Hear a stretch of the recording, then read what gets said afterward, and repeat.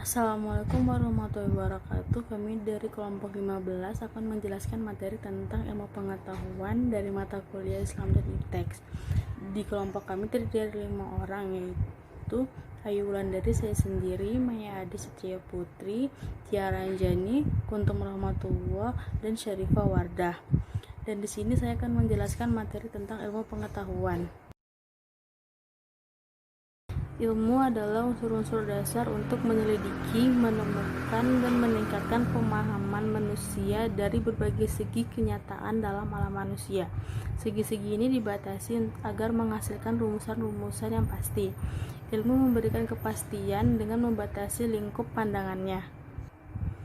Ilmu bukan sekadar pengetahuan, tetapi ilmu merupakan sekumpulan pengetahuan berdasarkan teori-teori yang disepakati dan dapat secara sistematik diuji berdasarkan metode yang diakui dalam bidang ilmu tertentu.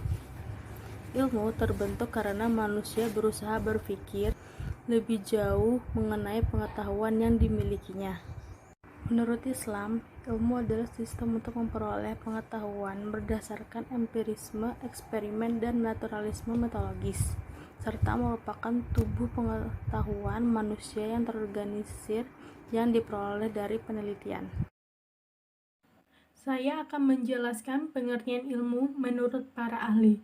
Yang pertama, menurut Cornelius Benjamin, ilmu adalah pencarian abadi untuk pemahaman yang cerdas dan terintegrasi dari dunia tempat kita hidup.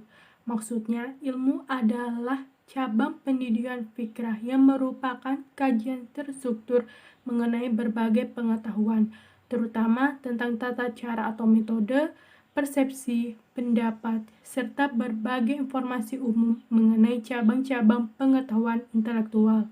Yang kedua, menurut Peter Chauce, dia mengutarakan bahwa ilmu merupakan salah satu bentuk usaha dalam melakukan pencarian pengetahuan-pengetahuan baru yang bermanfaat bagi umat manusia. Yang ketiga, menurut Dalton dan kawan-kawan, istilah ilmu mengacu pada kepercayaan atau keyakinan seseorang. Maksudnya adalah seseorang akan dasar wawasan ilmiah dan esensi sistem dalam memperoleh suatu wawasan, serta mencari tahu hubungan antara ilmu dan tingkah laku manusia. Dan yang terakhir, menurut Rutner, menganggap bahwa filsafat ilmu adalah salah satu segmen dari epistemologi atau teori pengetahuan yang merupakan ajaran yang berpusat pada ciri khas pengetahuan ilmiah. Saya akan menjelaskan tentang macam-macam ilmu pengetahuan. Ilmu pengetahuan digolongkan menjadi 3 golongan, yaitu sebagai berikut. Yang pertama adalah ilmu alamiah atau natural science. Ialah ilmu yang mengkaji tentang keteraturan-keteraturan dalam alam semesta dengan menggunakan metode ilmiah. Contohnya seperti ilmu fisika, biologi, dan kimia. Yang kedua adalah ilmu sosial atau social science. Ialah ilmu yang mengkaji tentang keteraturan-keteraturan dalam hubungan antar manusia satu dengan manusia yang lainnya. Contohnya seperti ilmu sosiologi, ekonomi, dan antropologi. Yang ketiga yaitu ilmu budaya atau humanitis, yaitu ilmu yang mengkaji tentang masalah-masalah manusia dan budaya yang bersifat manusiawi, seperti ilmu bahasa, agama, dan kesenian. Selanjutnya adalah ciri-ciri dari ilmu pengetahuan. Yang pertama yaitu empiris, ialah berdasarkan proses pengamatan dan percobaan untuk memperoleh pengetahuan. Yang kedua sistematis, ialah berbagai data pengetahuan yang tersusun utuh dan menyeluruh, yang mampu menjelaskan objek yang dikajinya. Yang ketiga yaitu objektif, ialah ilmu pengetahuan yang secara ideal dapat diterima oleh semua pihak dari prasangka, perseorangan, dan kesukaan pribadinya. Yang keempat adalah analitis, ialah menguraikan persoalan jadi bagian-bagian terinci sehingga dapat berusaha membeda-bedakan pokok persoalan, peranan, dan bagiannya. Yang kelima yaitu verifikatif, ialah ilmu pengetahuan yang dapat dikaji kebenarannya. Selanjutnya yaitu perintah menuntut ilmu dalam Al-Quran.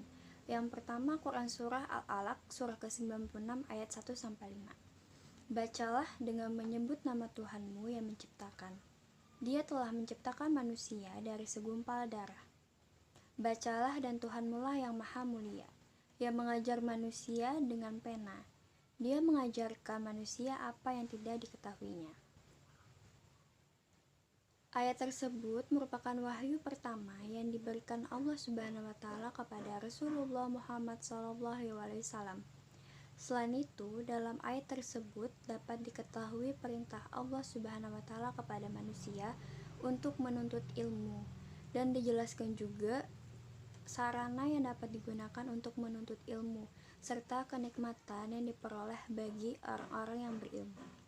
Yang kedua ada Quran Surah Az-Zumar surah ke-39 ayat 9. Katakanlah, adakah sama orang-orang yang mengetahui dengan orang-orang yang tidak mengetahui? Sesungguhnya orang yang berakallah yang dapat menerima pelajaran. Dalam ayat tersebut disampaikan bahwa terdapat perbedaan antara orang yang berilmu dan orang yang tidak berilmu. Orang yang berilmu itu dia mampu menyadari kelemahan dirinya sebagai hamba Allah Subhanahu wa taala, memahami tanda-tanda kebesaran Allah Subhanahu wa taala, dan memahami bagaimana sebenarnya takwa. Sedangkan orang yang tidak berilmu itu dia akan mudah mendustakan nikmat-nikmat Allah Subhanahu wa taala. Yang ketiga, Quran Surah At-Taubah surah ke-9 ayat 122. Tidak sepatutnya bagi mukminin itu pergi semuanya ke medan perang. Mengapa tidak pergi dari tiap-tiap golongan di antara mereka beberapa orang untuk memperdalam pengetahuan mereka tentang agama dan untuk memberi peringatan kepada kaumnya apabila mereka telah kembali kepadanya, supaya mereka itu dapat menjaga dirinya. Maksud ayat tersebut adalah agar ada beberapa orang yang menuntut ilmu agama dan memberi peringatan kepada kaumnya, yaitu apabila yang telah ikut ke dalam medan perang telah kembali supaya tetap dapat menjaga dirinya. Assalamualaikum warahmatullahi wabarakatuh. Saya Maya Destia Putri. Saya akan menjelaskan tentang keutamaan ilmu. Di dalam Al-Quran disebutkan beberapa dari keutamaan ilmu. Yang pertama, orang yang berilmu akan diangkat derajatnya. Itu tertuang pada Quran Surah Al-Mujadalah ayat 11, yang artinya, niscaya Allah akan meninggikan orang-orang yang beriman di antaramu dan orang-orang yang diberi ilmu pengetahuan beberapa derajat. Lalu pada Quran Surah Al-Mulk ayat 10, yang artinya, dan mereka berkata, sekiranya kami mendengarkan atau memikirkan peringatan itu, niscaya tidaklah kami termasuk penghuni-penghuni neraka yang menyala-nyala.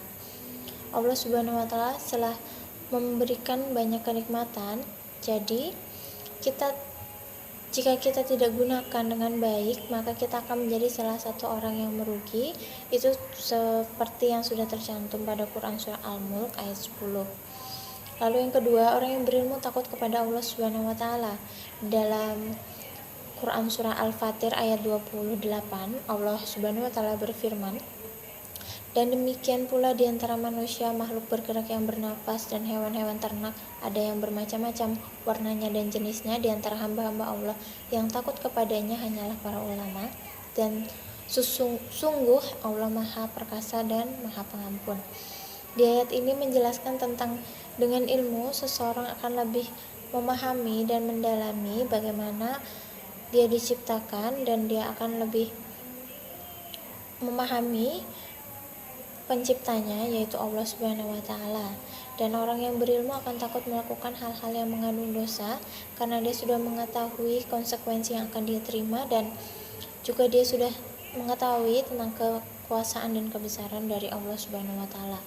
Yang ketiga, orang yang berilmu akan diberi kebaikan dunia dan akhirat.